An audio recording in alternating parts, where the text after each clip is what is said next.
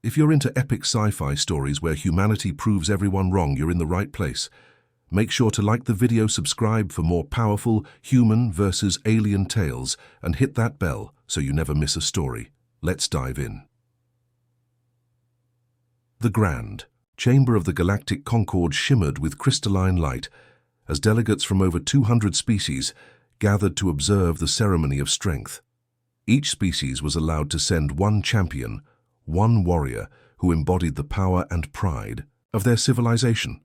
They called it a tradition, but to Earth it was a humiliation. No human had ever been invited to compete, not once in the 50 cycles since Earth was allowed into the Concorde. They said humans were fragile, short-lived emotionally, unstable, biologically unsophisticated. They called us primitives with guns. But this year Earth submitted a single name. The chamber fell into silence as the Earth ambassador stepped forward, a tall, grim man with graying temples and hard eyes. He looked like someone who had fought too many battles and made peace with none. He raised his voice and said one word. Grim. Whispers scattered like insects across the hall. Grim. The name was unknown to most, but to those who had access to shadow records, to classified archives and redacted war reports, the name meant something. The Korun diplomat snorted through his triple nostrils and said, "Your champion is a myth." The Zeltran general, who had survived 3 planetary invasions, leaned forward and whispered, "Is not a myth. I saw what he did on Aster 9. The Concorde High Speaker floated above the tribunal floor, a luminous being of thought and sound that translated its own tones into words. Earth, you request entry into the right of trial. Very well. You may submit your combatant for evaluation." The ambassador nodded. He has already arrived. The chamber doors opened. Every head turned. What walked through was not what they expected. A human man, not in armor, not in the exosuits used by enhanced operatives. No power field, no plasma blade. Just a man in old black fatigues, combat boots scarred from use, leather gloves, a single sheath strapped across his back, his face unreadable, a heavy brow, eyes like cold iron, and a scar tracing from the edge of his lip. To his chin, like a slash of memory he refused to forget. He walked like he weighed nothing and everything at once, like he had measured every corner of the room the moment he entered it. The Varnix warrior sneered and spat on the floor. "This is a joke. This pink-skinned whelp is your best." Grim stopped at the center of the arena and looked up at the High Speaker. No bow, no greeting, no gesture of respect. He simply stood there. The High Speaker hesitated for a moment, then continued, "The right shall begin. The first trial will be against the reigning bloodlord of the Targan clan's champion, Krall, the Bone Eater." A tremor of excitement rippled through the crowd. Krall was a monster even by Targan standards. 10 feet tall, covered in plated scales and cybernetic enhancements. Tusks like daggers and eyes that burned with predatory joy. He entered roaring, hammering his chest and screaming in his own tongue, "I will drink your marrow, little human." Grim did not respond. The two stood 20 paces apart. The air between them pulsed with energy and silence. The High Speaker's tone echoed across the chamber. "Begin." Krall charged. The floor quaked beneath him. His claws dug into the arena surface. His roar cracked through the air. Grim did not move. Krall lifted a massive arm, preparing to bring it down like a battering ram. Then he stopped. He staggered forward, momentum collapsing into confusion. His massive body swayed. The audience leaned forward. Something was wrong. Krall dropped to one knee. His eyes wide, his claws reached for his throat. Only then did the shimmer of steel glint in the chamber light, a knife embedded in the base of his neck, just below the jaw, just above the reinforced collarbone. Armor, precise. Perfect. Krall gurgled and fell dead before he hit the floor. Gasps broke through the chamber. Grim had not moved, except he had faster than the eye, faster than thought. The High Speaker recalibrated its tone. First match. Complete victory. Earth. The ambassador did not smile. He only folded his hands behind his back and said, "Told you." The council erupted into noise, protests, disbelief, demands for replays, for scans, for proof of cheating. There was none. Krall had died. Clean. Grim stood alone, motionless as a statue. A blade now back in its sheath, no emotion on his face. No reaction. To the death he had just dealt. The Korun diplomat slammed his hand against the console. This is sorcery no human can defeat. Kral, the Zeltran general, leaned back in his chair. Voice cold. No sorcery. Just experience. The High Speaker called for order. The Hearth warrior shall advance. Grim turned and walked off the arena floor as he passed the Targan delegation. One of them growled low and said, "You will die for this." Grim did not look at him. He only said, "You first." He disappeared behind the heavy blast. Doors, the chamber remained silent for a long moment. Then the bets began to change. 1,000 galactic currencies surged in digital pools, wagers shifting from entertainment to fear. In the darkness beneath the tribunal, a technician whispered to his colleague, "Did you see it? Did you see him throw it?" The other shook his head. "I didn't see him move." The technician looked down at his shaking hands. Neither did Ifar. Above, in the diplomatic balcony, the Earth ambassador stared at the central console, where Grim's name now glowed under the words, "Qualified Combatant." He turned to the aide beside him and said quietly, "Notify command. Phase 2 is greenlit." The aide hesitated. "Are you sure, sir? He's already drawing attention." The ambassador nodded. "Let them watch. Let them laugh if they want." He leaned forward, watching the arena being cleaned of Kral's remains. Soon they won't be laughing. In a quiet room elsewhere aboard the Concorde station, a group of military observers sat in silence watching. The replay frame by frame at 1/10,000th speed. Grim moved exactly once. The throw was 3.6 meters at an angle of 24 degrees, accounting for Kral's motion trajectory and scale armor. The blade traveled in a straight line. No curve. No visible acceleration, and it struck the one place no armor covered. The chief analyst looked away from the screen and whispered, "This is what they kept hidden. This is what they refused to send until now." A scientist frowned. "Why now?" The analyst replied, "Because now they need us to know." In the cell where Grim waited, he sat on the floor, legs crossed, hands resting on his knees. The room was quiet, but he was not alone. Across from him sat a security officer tasked with guarding him. A young alien, barely into his first cycle of service. He had been told the human was dangerous. He had not been told how dangerous. After minutes of silence, the guard cleared his throat. "How did you kill him so fast?" Grim looked at him for a long moment. Then he said, "Because he gave me time." The guard blinked. "You didn't even move." Grim's eyes narrowed. "If you think stillness means safety, you'll die the first time someone comes for you." The guard looked down at his weapon. Then back at Grim. "You're not what I expected." Grim shrugged. "No one ever is." The intercom crackled, "Combatant Grim. Prepare for match 2." Grim stood. The guard stepped back instinctively. Grim passed by him, pausing at the door. He said without turning, "Tell your people to stop watching for movement." The guard swallowed. What should they watch for? Grim opened the door. The moment nothing happens, then he walked into the light. Behind him, the chamber prepared for war again. And this time, no one was laughing. The crowd was louder now, but not with laughter. Whispers spread like fire behind cautious eyes and sealed lips. The name Grim had already become a shadow longer than the man himself. The Concorde chamber had not changed, but the air inside it had. It was heavier, charged with the kind of tension only predators could smell. They watched the next opponent step forward. A member of the 6th Collective. An insectoid warrior whose exoskeleton glistened with bioluminescent ridges. His arms folded neatly across his segmented chest. He bowed with mechanical grace. The High Speaker vibrated with diplomatic enthusiasm. "Combatant Yix Varn, commander of the collective mind, shall engage. Combatant Grim of Earth, Yix Varn." Moved without sound. No wasted motion, no arrogance. His people did not believe in emotion. They believed in statistics. He addressed Grim directly. "Probability of your survival is under 1%, based on my predictive algorithms and 27 million simulations." Grim stood, still as before, just a man in black fatigues and worn boots. Yix tilted his head, then said, "Your silence will not change the outcome." Grim finally spoke. "You talk like dying is the worst thing that can happen." Yix blinked, all 4 eyelids in sequence.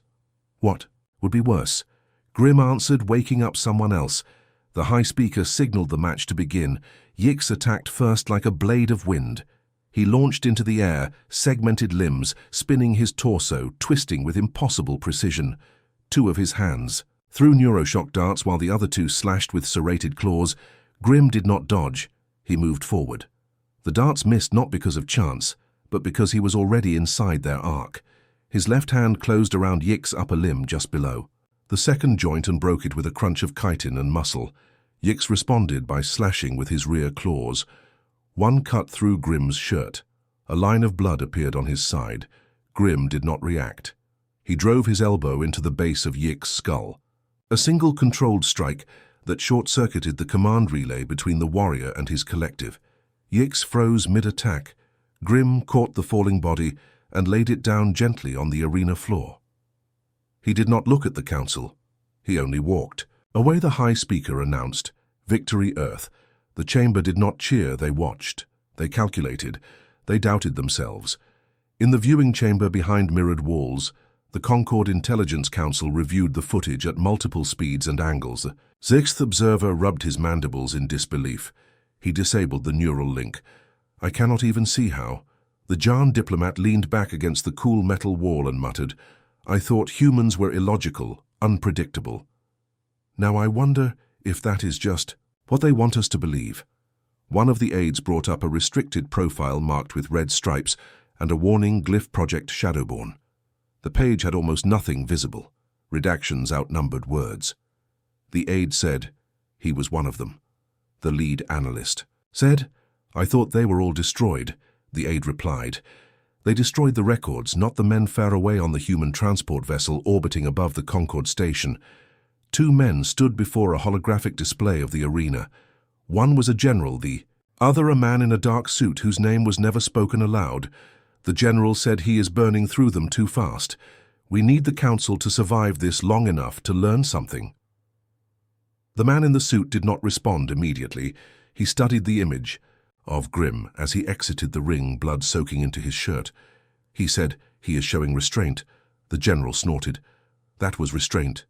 The man in the suit turned slowly. "You did not train him like we did. You gave him orders. We gave him nothing but the enemy." The general's voice dropped. "And what did that cost him?" The man answered, "Everything." Grim sat alone in the preparation chamber, stitching the wound on his side with a thread from his own uniform. He did not flinch. The blood stopped quickly. A voice crackled from the wall speaker. "That was clean. I expected more struggle." Grim did not look up. "They keep sending tools. I was built for monsters." The voice belonged to the Earth ambassador watching from his private room, high above the arena. He said, "The Concord is scared. They will change the rules soon." Grim replied, "Let them." The ambassador hesitated, then said, "Do you remember Asta?" Grim did not speak for a long time. Then he said, "Yes."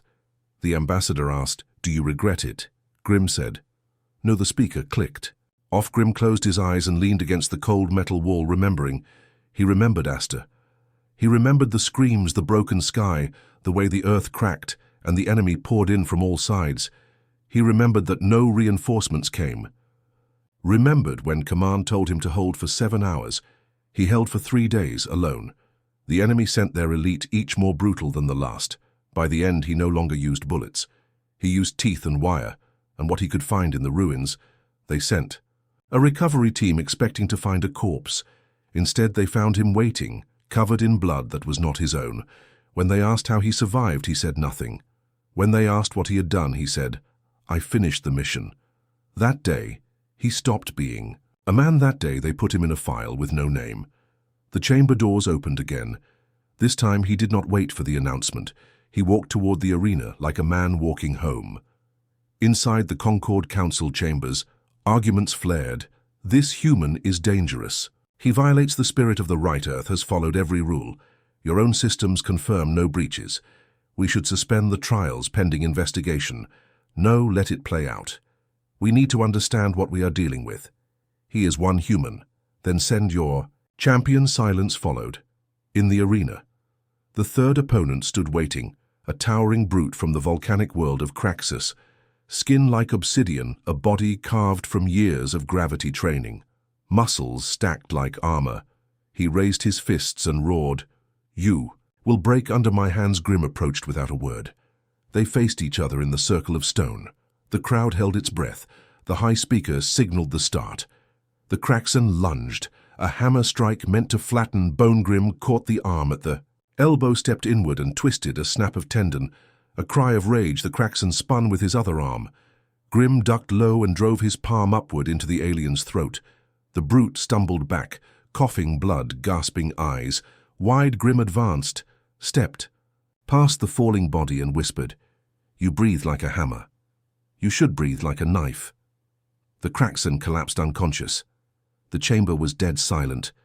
The high speaker spoke. Victory. Earth-Grim walked away again. Behind him, medics rushed to the arena. Floor above him, 1,000 eyes watched one man teach the galaxy what a human really was. In a dark corridor, the Concord security chief whispered into his communicator, "Target, Grim cannot be allowed to complete this trial. Permission to initiate off. Protocol termination." A voice replied, "Approved." "Make it look like an accident." Another voice cut through the channel. No, the first voice said, "Who is this? Identify yourself." The second voice said, "Someone who wants to live." They all knew Grim was no longer just a contestant. He was a lesson, one the galaxy could not afford to forget. The station lights dimmed across the outer decks as a silent alert passed through the Concord command grid. It was not a public announcement. It was a whisper between powerful voices, between frightened hands that had never known war beyond strategy. Tables and sterile simulations. Grim had advanced again, 3 victories, 3 executions of absolute control, no posturing, no drama, just efficiency. The Concord Intelligence Circle met in private, surrounded by hollow shields and mute drones. They spoke. Quickly, voices clipped and urgent. "He is destabilizing the political equilibrium. He is doing what we invited him to do. No, he is doing it too well. We have underestimated Earth." A diplomatic observer from the Andari Confederacy said quietly. "No, we underestimated what Earth was willing to release." Grim sat alone in the holding chamber.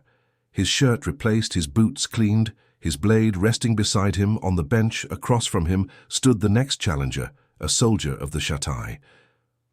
They were not warriors of muscle or power. They were warriors of thought, of psychic force, of control. She was tall with a shaved head, her skin glowing with the faint shimmer of neural tattoos. Her eyes burned violet with internal light. "I am Ray." Vesh said, the Shatai Grim looked at her without expression. "You know why I am different from the others," she said. "You think you are." She smiled faintly. "Because I do not fight with claws or fists. I fight with the mind." Grim nodded once, then go ahead. She reached out with her power invisible. Threads wrapped around his mind, searching for fear, for trauma, for doubt.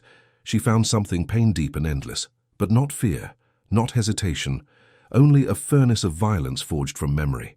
She pulled back, eyes wide. "You have no center." Grim stood slowly. "Wrong." He said, "I am the center." She tried again, this time with force. She sent a spike of neural feedback meant to overload his thoughts, his balance, his breathing. Grim took a step forward. Another. She gasped as the feedback loop snapped back into her.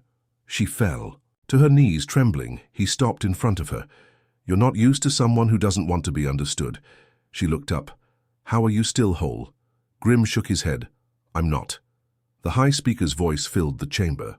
"Combatant Ray Vesh is incapacitated." Combatant Grim advances. In the control room, the Shatai delegation erupted in furious whispers. "She was our best. We have never seen her lose a battle of minds.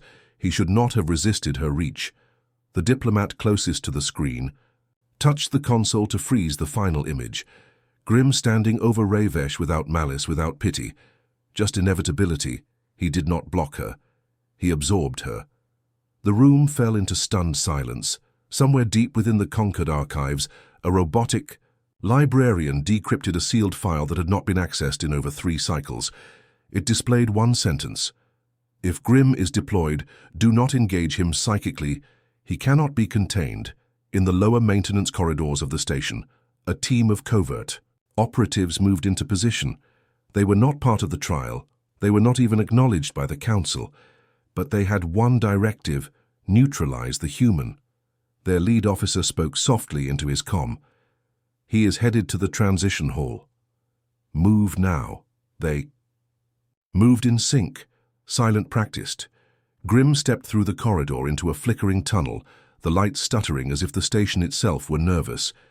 6 figures emerged from both ends, clad in adaptive armor, weapons raised. Grimm paused. The lead stepped forward. By order of Concord Defense, you are to be detained for safety review and cognitive scan, Grimm said. This is not part of the right. The lead officer said, we do not answer to the right, Grimm sighed. Then you're not my problem.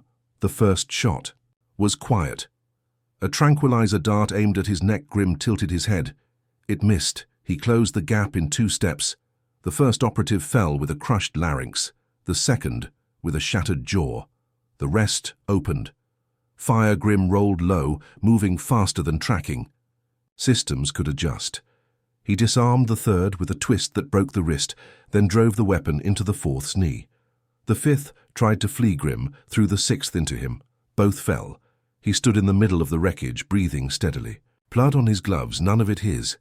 He picked up a comm unit and said, tell your masters if they want to stop me, they'll have to send someone they don't mind losing. He dropped it and walked away. On the upper deck, the ambassador stood watching a private screen. His aide whispered, they tried it already. The ambassador nodded. Yes, they failed. The aide hesitated. If he keeps winning, the council may call for Earth's expulsion. The ambassador looked down at the arena where crews scrubbed blood from the stones. Let them try back in the council chamber. New arguments began. He is a threat to peace. He is a response to your threats. He is disrupting the balance of power. Then change your power. Grimm returned to the holding chamber alone again, except for his thoughts and his blade. He sat down calmly and began wrapping his knuckles in old cloth. He did not need to. It was ritual.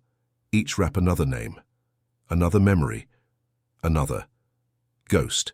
He looked up when the ambassador's voice came through the speaker. Next match is different. How they are sending one of the arbiter cast. Grimm's fingers stilled. That's not a warrior, no, it's an executioner. Grimm nodded slowly. Good, the high speaker announced. In the next round, the Concord authorizes Arbiter Verax to serve as representative of the tribunal. The chamber reacted as expected. Gasps disbelief. Fear. Verax was not part of the right. He was its end, a being who passed judgment by combat. A last resort. Verax entered through the upper gate, descending like a statue come to life, massive, unbreakable, silent. His armor was older than most civilizations, layered in ceremonial obsidian lined with code marks from 100 past executions. He spoke one word as he faced, Grimm, submit. Grimm answered.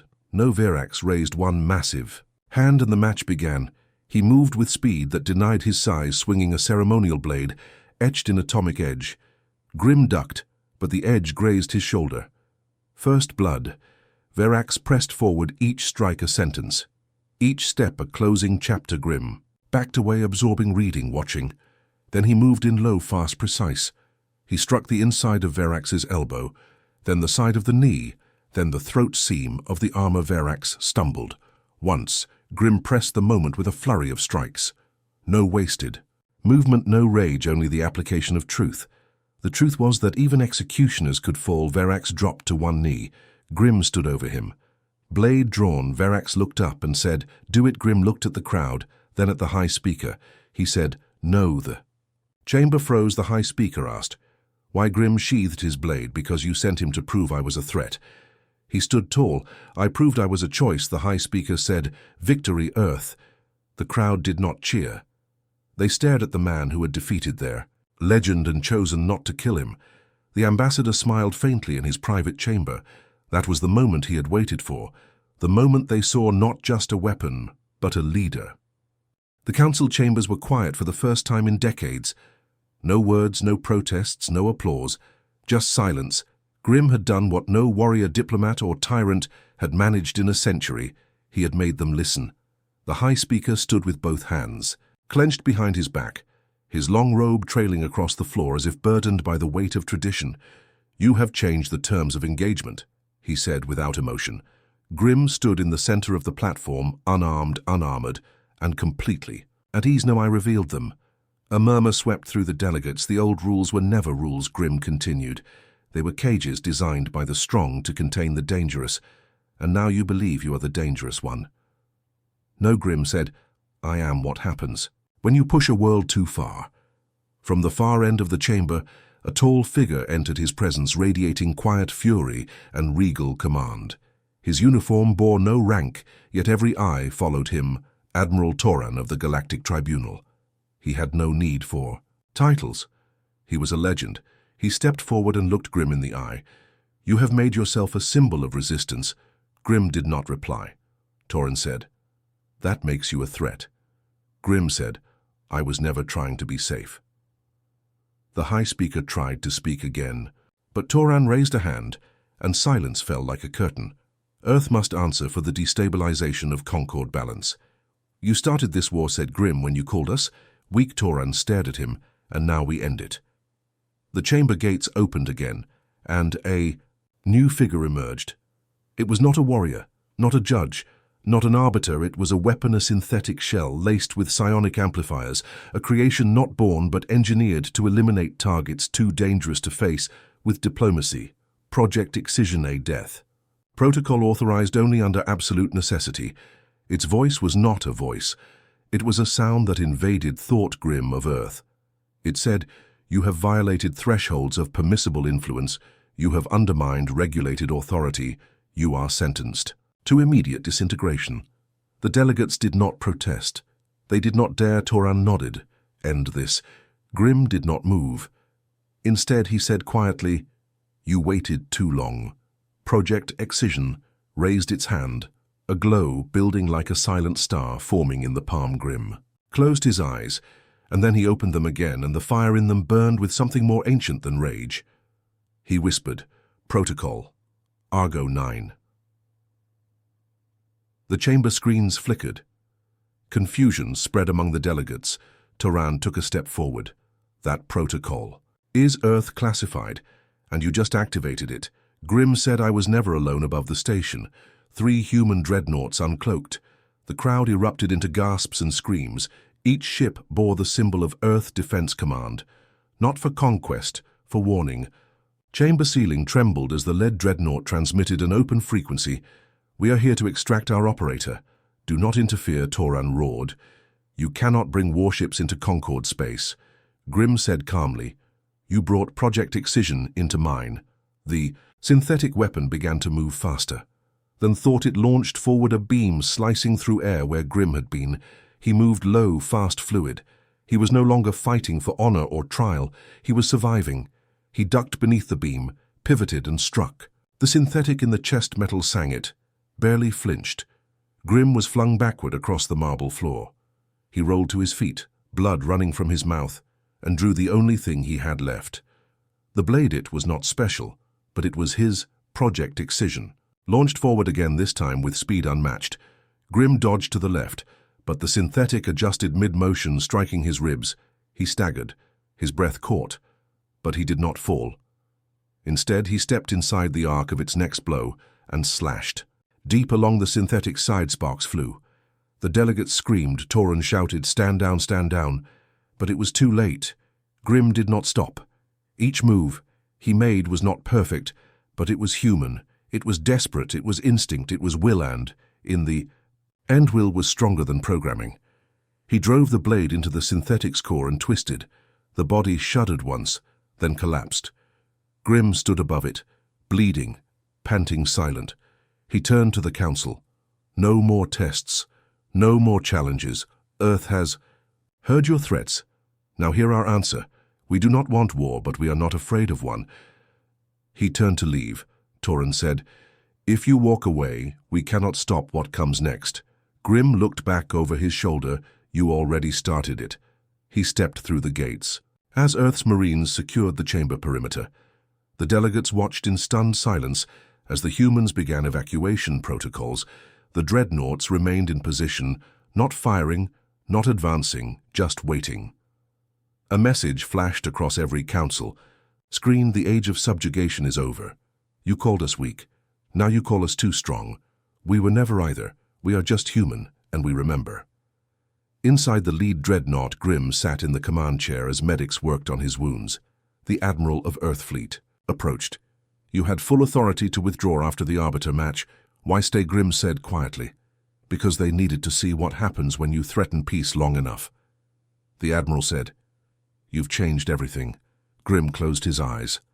"Then I did what I was sent to do." Far below the shattered debate chambers of the Concord Council, the High Speaker stared at the ruins of Project Excision and whispered to himself, "We should never have called them weak." Above him, the dreadnoughts turned away, silent. As tombs proud as titans, and in their shadow flew the last man who had ever needed to prove Earth's strength.